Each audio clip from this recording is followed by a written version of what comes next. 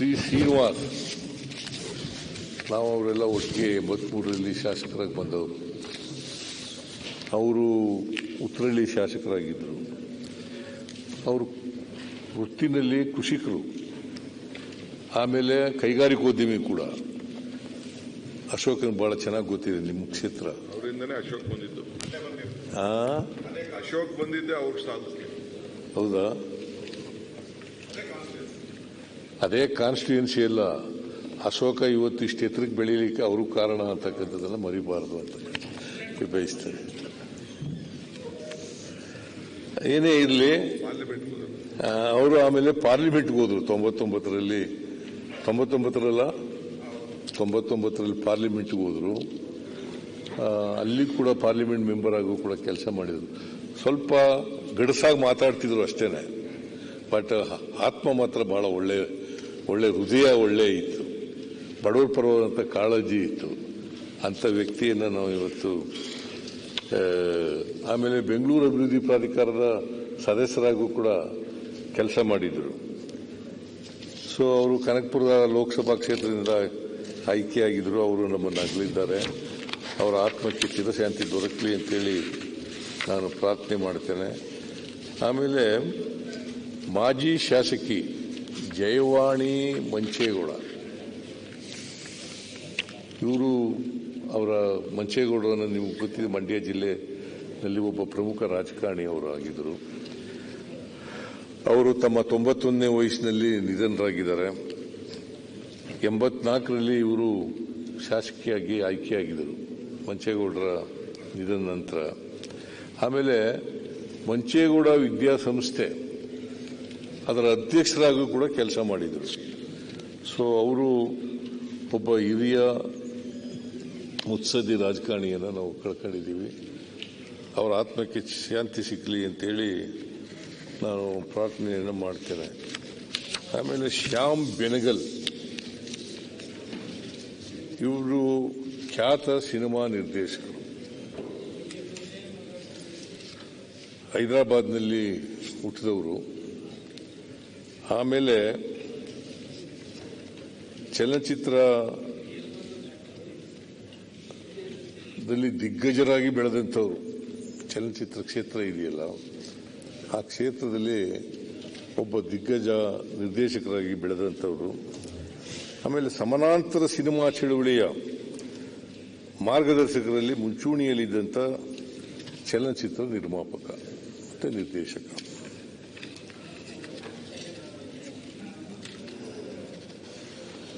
ಆಮೇಲೆ ಇವರು copy writer ಆಗಿ ವೃತ್ತಿ ಪ್ರಾರಂಭ ಮಾಡ್ತಾರೆ.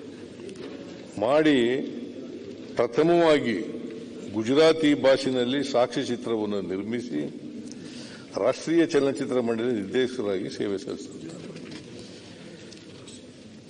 ಅನೇಕ ಹಿಂದಿ ಚಿತ್ರಗಳನ್ನು ತಯಾರು ಮಾಡ್ತಾರೆ, ಬೇರೆ ಬೇರೆ ಭಾಷೆಗಳಲ್ಲೂ ಕೂಡ ಮಾಡ್ತಾರೆ. ಹೆಚ್ಚಾಗಿ ಸಮಾಜದಲ್ಲಿರ್ತಕ್ಕಂಥ ಸಾಮಾಜಿಕ ಅವ್ಯವಸ್ಥೆ ಇದೆಯಲ್ಲ, ಈ ಅವ್ಯವಸ್ಥೆಯನ್ನು ಜನರಿಗೆ ತಿಳಿಸ್ತಕ್ಕಂಥ ಪ್ರಾಮಾಣಿಕ ಪ್ರಯತ್ನವನ್ನು ಮಾಡ್ತಾರೆ. ಯಾಕೆ ನಮ್ಮ ಸಿನಿಮಾಗಳಿದೆಯಲ್ಲ, ಒಂದು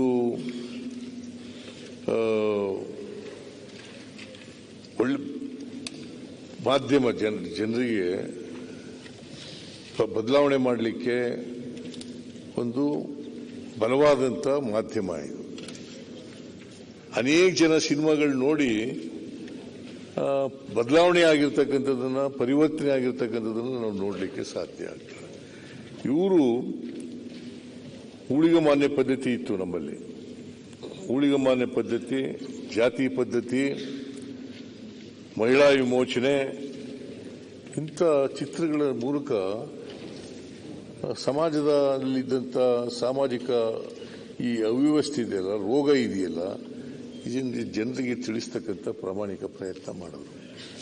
ಇವರಿಗೆ ಅನೇಕ ಪ್ರಶಸ್ತಿಗಳು ಬಂದಿದ್ದಾವೆ, ನಾನು ಎಲ್ಲನೂ ಕೂಡ ಹೇಳಲಿಕ್ಕೆ ಹೋಗಲ್ಲ. ಅಂತ ಒಬ್ಬ ಖ್ಯಾತ ನಿರ್ಮಾಪಕ, ನಿರ್ದೇಶಕ, ಅವರನ್ನು ನಾವು ಕಳ್ಕೊಂಡಿದ್ದೀವಿ. ಅವರಿಂದ ಈ ಸಮಾಜದ ಪರಿವರ್ತನೆ ಇದೆಯಲ್ಲ, ಅದನ್ನು ನಾವು ಮುಂದುವರಿಸ್ತಕ್ಕಂಥದ್ದೇ ಅವ್ರಿಗೆ ಸಲ್ಲಿಸ್ತಕ್ಕಂಥ ಗೌರವ ಅಂತಕ್ಕಂಥ ಮಾತುಗಳನ್ನು ಹೇಳಲಿಕ್ಕೆ ಬಯಸ್ತೇನೆ. ಆಮೇಲೆ ಡಿಸೋಜಾ ಇತ್ತೀಚೆಗೆ ನಿಧನರಾಗಿದ್ದಾರೆ. ಹಿರಿಯ ಸಾಹಿತಿಯಾಗಿದ್ದರು. ಆಮೇಲೆ ಅವರು ಡಿಸೋಜಾ ಅವರು ಲೋಕೋಪಯೋಗಿ ಇಲಾಖೆಯಲ್ಲಿ ಕೆಲಸ ಮಾಡ್ಕೊಂಡಿದ್ದಂಥ. ಸೊ ಹಾಗಾಗಿ ಆ ಶರಾವತಿ ಯೋಜನೆ, ಕಾರ್ಗಲ್, ಮಾಸ್ತಿಕಟ್ಟೆ, ತೀರ್ಥಹಳ್ಳಿ, ಸಾಗರಗಳಲ್ಲಿ ಸೇವೆ ನಿವೃತ್ತರಾಗಿದ್ದರು. ಕನ್ನಡ ಸಾಹಿತ್ಯ ಲೋಕದಲ್ಲಿ ಮಕ್ಕಳ ಸಾಹಿತ್ಯ ಇದನ್ನ ಒಳಗೊಂಡಂತೆ ಅಪಾರವಾದಂಥ ಸಾಹಿತ್ಯ ಕೃಷಿ ಮಾಡಿದರು. ಅವರಿಗೆ ಪಂಪ ಪ್ರಶಸ್ತಿ, ಕರ್ನಾಟಕ ಸಾಹಿತ್ಯ ಅಕಾಡೆಮಿ ಪ್ರಶಸ್ತಿ, ಸಂದೇಶ ಸಾಹಿತ್ಯ ಪ್ರಶಸ್ತಿ, ಕರ್ನಾಟಕ ರಾಜ್ಯೋತ್ಸವ ಮಂತ್ರಿ, ಮಂಗಳೂರು ಸಂದೇಶ ಪ್ರಶಸ್ತಿ, ಹೊಸದಿಲ್ಲಿ ಕಲಾ ಪ್ರಶಸ್ತಿ, ಪುತ್ತೂರು ನಿರಂಜನ ಸಾಹಿತ್ಯ ಪ್ರಶಸ್ತಿ, ಆಳ್ವಾಸ್ ನುಡಿಸಿರಿ, ವರ್ಧಮಾನ ಪ್ರಶಸ್ತಿ, ಕುವೆಂಪು ವಿಶ್ವವಿದ್ಯಾಲಯದ ಗೌರವ ಡಾಕ್ಟರೇಟ್, ಚಿತ್ರದುರ್ಗದ ಬ್ರಹ್ಮನ್ ಮಠ ಡಾಕ್ಟರ್ ಶಿವಮೂರ್ತಿ ಮುರುಘನ್ ಪ್ರಶಸ್ತಿ, ಮಾಸ್ತಿ ಪ್ರಶಸ್ತಿಗಳು ಸಿಕ್ಕಿದ್ದು. ಇವರು ಒಬ್ಬ ಕರ್ನಾಟಕ ಕಂಡಂತ ಅನೇಕ ಸಾಹಿತ್ಯ ಕ್ಷೇತ್ರದಲ್ಲಿ ಕೆಲಸ ಮಾಡಿದ್ದಂಥ ಒಬ್ಬ ವ್ಯಕ್ತಿಯನ್ನು ನಾವು ಕಳ್ಕೊಂಡಿದ್ದೀವಿ. ಒಬ್ಬ ಹಿರಿಯ ಸಾಹಿತಿಯನ್ನು ಕಳ್ಕೊಂಡಿದ್ದೀವಿ. ನಾನು ಇವರು ಒಟ್ಟಿಗೆ ಕನ್ನಡ ವಿಶ್ವ ಕನ್ನಡ ಸಾಹಿತ್ಯ ಪರಿಷತ್ ಅದರ ಅಧ್ಯಕ್ಷತೆ ವಹಿಸಿದ್ರು ಇವರು. ಆಗ ನಾನು ಅದನ್ನು ಉದ್ಘಾಟನೆ ಮಾಡಿದ್ದೆ ಸಾಹಿತ್ಯ ಪರಿಷತ್ನಲ್ಲಿ. ಇವರು ಒಳ್ಳೆ ಭಾಷಣಕಾರರು ಕೂಡ. ಅವ್ರ ಭಾಷಣ ಅಲ್ಲಿ ಕೇಳ್ತಕ್ಕಂಥ ಒಂದು ಅವಕಾಶ ಸಿಕ್ಕಿತ್ತು ವಿಶ್ವ ಕನ್ನಡ ಸಾಹಿತ್ಯ ಸಮ್ಮೇಳನ. ಸೊ ನಾನು ಅಂಥ ಒಬ್ಬ ವ್ಯಕ್ತಿ ಈ ಸಾಹಿತ್ಯ ಕ್ಷೇತ್ರಕ್ಕೆ ಅಪಾರವಾದಂಥ ನಷ್ಟ ಆಗಿದೆ. ಆ ವ್ಯಕ್ತಿಯನ್ನು ಸ್ಮರಿಸ್ಕೊಳ್ತಕ್ಕಂಥ, ಅವರಿಗೆ ಶ್ರದ್ಧಾಂಜಲಿಯನ್ನು ಅರ್ಪಿಸ್ತಕ್ಕಂಥ, ಮತ್ತು ಅವರ ಸಾವಿನ ದುಃಖವನ್ನು ಅವರ ಕುಟುಂಬದವರು ಭರಿಸಲಿ ಅಂತೇಳಿ ಪ್ರಾರ್ಥನೆಯನ್ನು ಮಾಡಿ ನನ್ನ ಮಾತುಗಳನ್ನು ಮುಗಿಸ್ತೇನೆ. ನಿಮಗೆ ನಮಸ್ಕಾರ.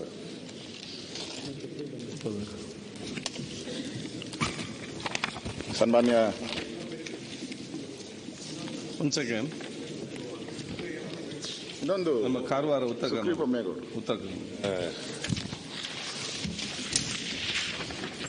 ಕಾಲು ನೋವು ಬಂದ್ಬಿಟ್ಟು ಅದಕ್ಕೋಸ್ಕರ ಕೂರಿಸಿದೆ.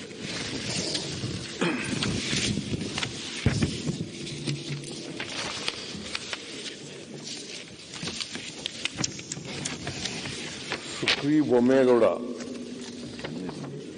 ಇವರು ಜಾನಪದ ಗಾಯಕಿ, ಹಾಲಕ್ಕಿ ಒಕ್ಕಲಿಗ ಬುಡಕಟ್ಟು ಜನಾಂಗಕ್ಕೆ ಸೇರಿದಂಥವರು. ಉತ್ತರ ಕನ್ನಡ ಜಿಲ್ಲೆ ಅಂಕೋಲಾದವರು.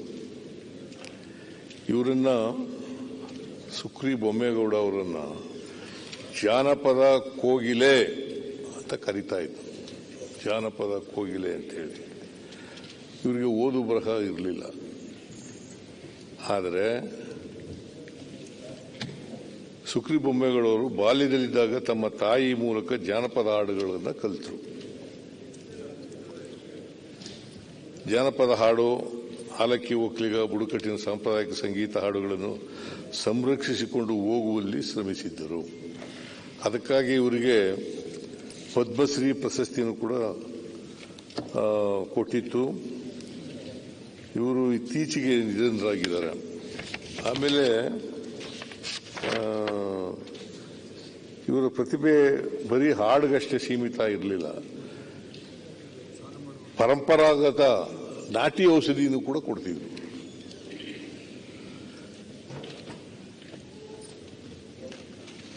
ಆಮೇಲೆ ಈ ಪಶುಗಳ ಸೂಲಗಿತ್ತಿ ಕೆಲಸನೂ ಕೂಡ ಮಾಡ್ತಿದ್ರು. ಸೊ ಅಂತ ಒಬ್ಬ